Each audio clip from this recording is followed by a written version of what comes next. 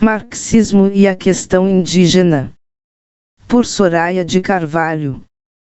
Ao discutir a questão indígena, é inevitável fazer a referência ao que está acontecendo agora, no Brasil. Desde o dia 20 de janeiro, os holofotes nacionais estão direcionados para a terra indígena Yanomami, essa que é a maior terra indígena aqui do Brasil. O decreto de emergência em saúde pública e a visita do presidente e ministras chamaram a atenção para uma questão que não é nova, inclusive nesse próprio território.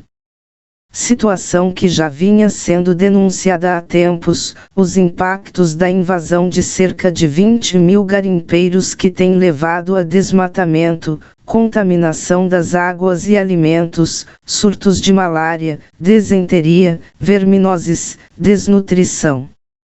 Tem-se divulgado os dados das mortes de centenas de crianças por desnutrição, por causas evitáveis.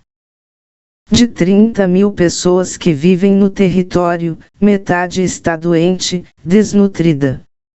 O importante é debater que esse genocídio não é algo que esteja sendo sofrido nesse momento exclusivamente e também não é algo restrito a esse território. É a marca de séculos, desde a colonização das Américas e como esses povos vêm sofrendo com a exploração, com o genocídio e com várias manifestações da opressão. Nesse momento de profunda comoção, Lula tem prometido o fim do garimpo, as esquerdas têm feito uma ação de responsabilizar quase que unicamente Bolsonaro e o seu entorno e é claro que ele tem a sua responsabilidade por sua política claramente anti-indígena. Antes mesmo das eleições, já manifestava os seus projetos de extermínio, de não demarcação de terras, de exploração econômica. E ele precisa ser responsabilizado por isso, mas as responsabilidades são muito mais amplas, porque é um crime da classe capitalista de conjunto. Por ser um crime da classe capitalista, para chegar às responsabilidades mesmo, a justiça burguesa é incapaz de fazer isso. É necessário erguer os tribunais populares, com a participação das massas, inclusive indígenas, para conseguir punir esses responsáveis.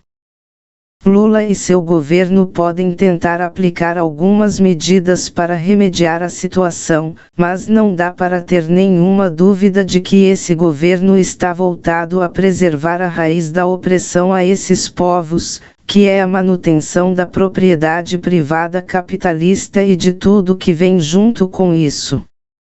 Não é só um prognóstico, mas é um balanço também do que foram os governos do PT, que tiveram como grande impulso na economia a expansão das fronteiras agrícolas, apoiado no crescimento, por exemplo, da JBS.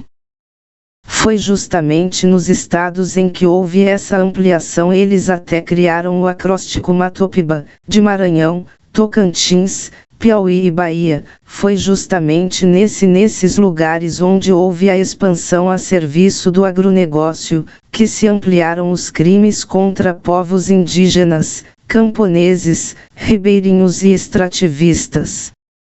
A construção da usina hidrelétrica de Belo Monte também representou grande violência e desconhecimento dos direitos dos povos indígenas desse território. O genocídio Yanomami escancarado nas imagens de crianças e idosos, só pele e osso, também expõe a voracidade do capital, nessa fase imperialista. Expressa o processo de desindustrialização do país, de uma exploração mais intensa da terra, de um reforçamento do papel do Brasil na divisão internacional do trabalho como exportador de matérias-primas. A existência desses 20 mil garimpeiros ilegais também expõe a destruição dos empregos, dos salários, dos direitos. expõe uma face do desemprego e da miséria que permite que uma parcela dos explorados seja arregimentada por essa lumpenburguesia que está enraizada dentro do Estado e financia essa invasão, pagando pelos voos, equipamentos e armas que não poderiam ser obtidos pelos próprios garimpeiros. O profundo repúdio que a gente tem que manifestar diante do que está acontecendo tem que nos levar a também formular resposta para algumas questões. A gente tem que pensar, como que essa opressão sobre as nações indígenas pode ser eliminada? Como esses povos indígenas podem conquistar a sua real autodeterminação? Para responder a isso, vou apresentar elementos que constam no programa do Partido Operário Revolucionário e também a elaboração de marxistas latino-americanos como José Carlos Mariátegui e Guilherme Loura, dirigente do PUR da Bolívia, falecido em 2009, mas que deu grandes contribuições a esse tema. Entrando nessa caracterização mais programática, o Brasil integra a América Latina e a gente tem elementos comuns de uma condição de sermos países semicoloniais. Essa condição de sermos países que têm uma economia combinada condiciona que a gente tenha que responder ao problema da questão agrária, da unidade nacional, da soberania nacional, que nunca foi conquistada, e um dos problemas democráticos que a gente tem para enfrentar é também a autodeterminação dos povos indígenas. Isso vai marcar a nossa formação social e também a luta de classes, porque os povos indígenas integram as massas oprimidas. É claro que, dentro da América Latina, a gente tem particularidades que vêm, até mesmo, de antes do período colonial, de quem eram esses povos originários, qual o grau de desenvolvimento de forças produtivas, havendo desde povos nômades e extrativistas, até povos que conseguiram erguer impérios com os incas, que inclusive já começavam a ter uma diferenciação social e também já exerciam elementos de opressão sobre outros povos originários. Então tem essas diferenças desde antes da colonização e também decorrentes do processo de colonização. Há que países em que essas massas indígenas foram a base da formação da força de trabalho, há particularidades sobre como se deu a industrialização em cada lugar. Mas nós temos em comum que temos essa questão como parte da revolução na América Latina para ser respondida. Os indígenas formam parte das massas oprimidas e, junto com outros setores do campo, camponeses pobres, ribeirinhos, extrativistas, estão em choque permanente com a burguesia agrária, com a fração imperialista, os mineradores, sejam eles legais ou ilegais. A sobrevivência dessas nacionalidades depende fundamentalmente da garantia da posse da terra e da sua real autodeterminação. Esse caso dos Yanomami, e tantos outros, expõe que o Estado burguês é incapaz de proteger esses povos, suas terras, e suas imensas riquezas da cobiça do poder econômico. Esse Estado burguês do Brasil se ergueu com base no genocídio colonial. Desde a colonização, os indígenas protagonizaram guerras de autodefesa, mas foram massacrados, controlados pelas armas e também pela catequese. Os governos nacionalistas e a ditadura aplicaram uma resposta nacionalista de integração e também proteção desde que esses povos não afetassem os interesses do desenvolvimento nacional. Foram governos que massacraram de várias maneiras esses povos, mesmo em nome de uma pretensa proteção. Já nos fins da ditadura, surge uma articulação nacional dos povos indígenas, com base em assembleias, enfrentando os efeitos das ações do governo militar, e bastante vinculados a uma ala da Igreja Católica, que tem uma atuação importante de denúncia, mas que tem seus limites estratégicos. Isso vai chegar à Constituição de 1988 com a conquista da demarcação dos territórios. Mais recentemente, as organizações indígenas têm se vinculado bastante a organizações externas como ONGs, fundações vinculadas à social-democracia europeia e, inclusive, num processo de ampliação da adaptação à política burguesa, com suas lideranças ampliando as candidaturas por meio de partidos centristas, reformistas ou mesmo partidos burgueses. Mesmo quando o Estado se apresenta como protetor dos indígenas, isso não pode ocultar que ele já mostrou sua total incapacidade de frear a violência dos exploradores. Sendo que há momentos em que o governo se junta abertamente aos violadores, como foi o caso de Bolsonaro ou do governador de Roraima. O fundamental entender que a preservação das nacionalidades indígenas e o atendimento de suas necessidades não são conciliáveis com os interesses da burguesia e suas frações. Uma outra questão para a gente debater é que classe pode eliminar essa opressão sobre as nações indígenas.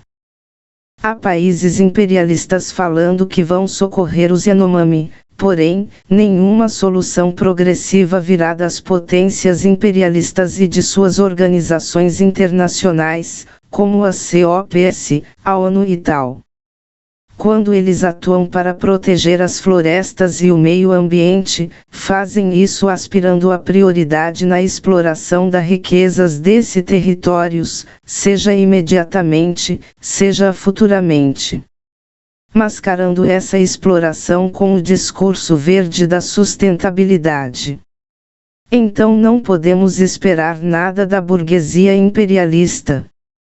Sobre a burguesia nacional, ela nunca teve um plano de proteção a esses povos. O nacionalismo aplicou uma política de integração, de modernização com base na aculturação. Mesmo quando criaram as reservas, isso estava subordinado à política de genocídio, com deslocamentos para avançar em projetos econômicos de construção de estradas, expansão de fronteiras agrícolas, hidrelétricas, etc. Ao comentar sobre a resposta das classes a esse problema, é importante considerar qual a política da pequena burguesia. Hoje, várias das organizações indígenas estão se ligando à política, por exemplo, do PSOL. A pequena burguesia gosta muito de aplicar as pseudo-teorias identitárias, falar de protagonismo dos próprios oprimidos na solução dos seus problemas, mas, invariavelmente, para além da aparência, a política deles confia em uma ala do imperialismo ou da burguesia nacional. Eles não conseguem ter uma resposta própria. Uma resposta classista e revolucionária vai depender da luta unitária das massas oprimidas do campo, das florestas e das cidades, de uma aliança da classe operária com a classe camponesa com os povos indígenas, mas com uma direção do ponto de vista do projeto do proletariado, porque é a classe operária que expressa o antagonismo com a burguesia e que pode dirigir essa maioria nacional oprimida na luta pela solução dos seus problemas. O que só vai poder se dar pela via revolucionária. O Partido Operário Revolucionário, dentro dessa linha, luta ao lado do movimento indígena pelo atendimento das suas reivindicações, mas também defende que a real autodeterminação desses povos tem que ser entendida como é entendido mesmo o direito de autodeterminação nacional, que pressupõe, inclusive, o direito desses povos se separarem em relação ao Estado que os oprime, para que eles possam ter real soberania sobre os seus territórios, sobre o seu modo de vida. Isso só pode ser viabilizado por um Estado operário, que poderia deixar esses povos livres para, inclusive, se separarem e, se quiserem, se federarem com esse Estado, mas quebrando a relação de subordinação e o vínculo de opressão nacional. Esse é um programa defendido pelos marxistas. Não é que a gente tenha uma defesa de mais fronteiras nacionais. Pelo contrário, a gente quer o fim dessas fronteiras, uma união de todos os povos. Mas, havendo uma nação oprimida no nosso território, é dever dos revolucionários defender o seu direito à autodeterminação, inclusive se eles quiserem se separar. Um programa como esse condiciona também quais são os métodos, as táticas. Os povos indígenas já têm um amplo arsenal de experiências, de formas de autodefesa, de ação direta, de bloqueio de rodovias, até mesmo de fazer reféns àqueles que estão invadindo seu território. Eles têm várias maneiras de auto-organização e a gente precisa avançar nesses métodos, em unidade com os demais oprimidos também do campo da cidade.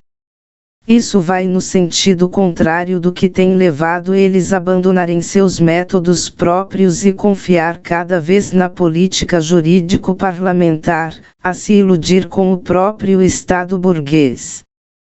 Falando nisso, é importante a gente fazer um balanço das falsas soluções que são apresentadas. Começa a aparecer mais aqui no debate do Brasil, por exemplo, a questão de Estado plurinacional, a proposta de constitucionalizar o princípio do bem viver, etc. Para fazer um balanço dessas alternativas, é interessante ver que as respostas dos Estados nacionais aqui na América Latina elas sempre se dão dentro dos marcos das orientações do imperialismo, por meio das suas organizações internacionais. Por exemplo, a Organização Internacional do Trabalho, OIT, tem o Convênio 107, de 1957, que baseia a visão nacionalista em relação ao enfrentamento da questão indígena. Esse convênio falava que os povos originários eram populações transitórias que tendiam a desaparecer com a modernização e que só se poderia garantir seus costumes se isso fosse compatível com a segurança nacional ou com desenvolvimento nacional. Na prática, se orientava inclusive a deslocar esses povos, caso sua presença afetasse algum interesse econômico ou político.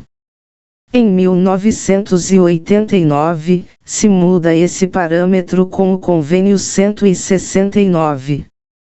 Em vez de populações começa a se denominar de povos, reconhecendo a identidade como povo, sua cosmovisão, porém já no primeiro artigo do Convênio 1691989 da OIT já esclarecem que não é garantido a esses povos o que o direito internacional formalmente estabelece, ou seja, o seu direito de autodeterminação.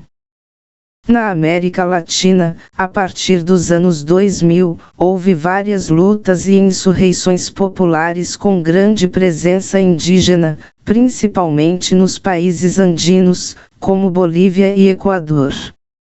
Isso desembocou num processo de criação de constituições que incluíram o princípio da plurinacionalidade. Mas é falso que essas experiências tenham resultado em estados de todas as nações, de todas as classes. Permanece o velho Estado burguês, mesmo que tenha um discurso principalmente voltado ao exterior, em torno da Pachamama, da natureza como sujeito de direitos, como é o caso do governo de Evo Morales, na Bolívia. Ele fazia todo esse discurso para fora do país, mas dentro da Bolívia, pelas condições econômicas, ele tem que fazer mineração a céu aberto. Aí não tem discussão se o rio é um sujeito de direito ou não. O Estado vai massacrar o povo indígena, mesmo que o presidente seja alguém de origem indígena, e vai destruir a natureza. Esse é um exemplo bem claro que mostra como o Estado burguês não tem como ser reformado, independente de quem ocupa a cadeira presidencial. Esses processos também incluíram a constitucionalização do bem viver. Prometem, ao colocar isso na Constituição, garantir uma convivência harmônica de todo tipo de propriedade, desde a propriedade monopolista até a propriedade comunal. E idealizam muito a questão como se os indígenas sempre tivessem querido conviver com o colonizador. Há autores como Boaventura de Souza Santos que teorizam isso e falsificam a história de resistência desses povos. Basta ver, por exemplo, a trajetória dos Mapuche. Vou abrir um parênteses para falar dos Mapuche, porque eles são um povo que conseguiu se erguer como nação e defender a autodeterminação nesse sentido de ter seu próprio território. É uma experiência muito interessante da gente aprender com eles.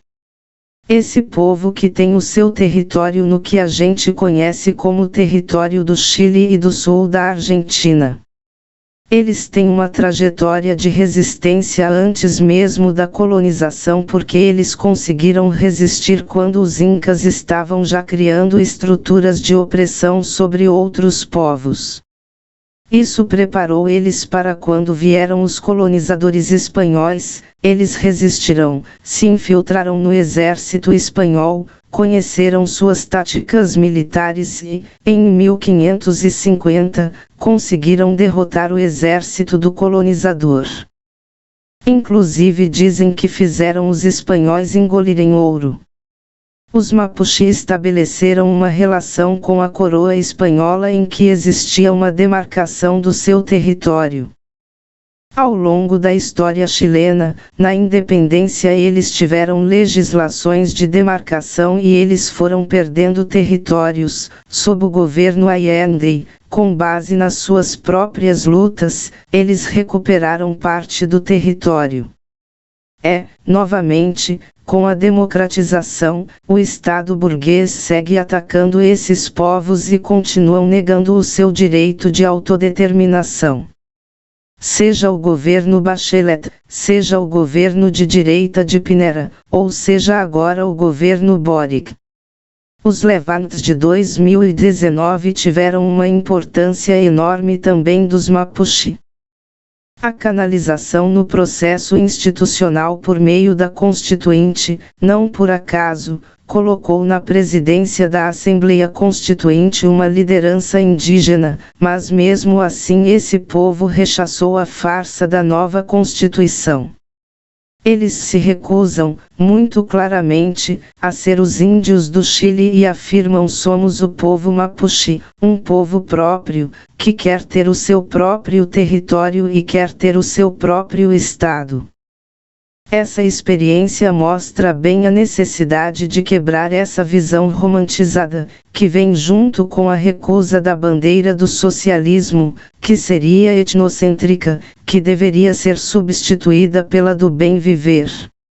Muitas falsificações são feitas em nome da apropriação desses modos de vida, como se eles fossem compatíveis com o Estado burguês. Portanto, falar de autodeterminação sem real independência é um contrassenso. Mas a maior parte dos povos indígenas acabam se guiando por essa concepção de autodeterminação limitada, por conta da trajetória de genocídio, de dominação, e até mesmo de como foram submetidos ao controle religioso e ideológico das classes e nacionalidades dominantes. Temos, no entanto, bases históricas e teóricas para defender uma solução para esse problema, que passa pela Revolução Proletária. Por isso que a gente está nessa tarefa de construir o Partido Operário Revolucionário. E a gente se apoia no que há de mais avançado na elaboração sobre isso na América Latina. O peruano José Mariátegui, na década de 1920, já falava que o problema indígena é a questão da terra, que não adianta reivindicar o direito à educação, à cultura, ao amor, ao céu. Tem que começar pela terra. E Guilherme Loura, que aplicou esse programa da resposta ao problema da opressão nacional na Bolívia, respondendo a essa questão da opressão sobre os povos indígenas com o programa de autodeterminação como parte do programa da Revolução Proletária. ______. Sobrescrito uma transcrição com adaptações da fala inicial no debate na TV A Comuna, dia 31 de janeiro de 2023. Para assistir, clique logo abaixo. Sobrescrito 2 militante do Partido Operário Revolucionário.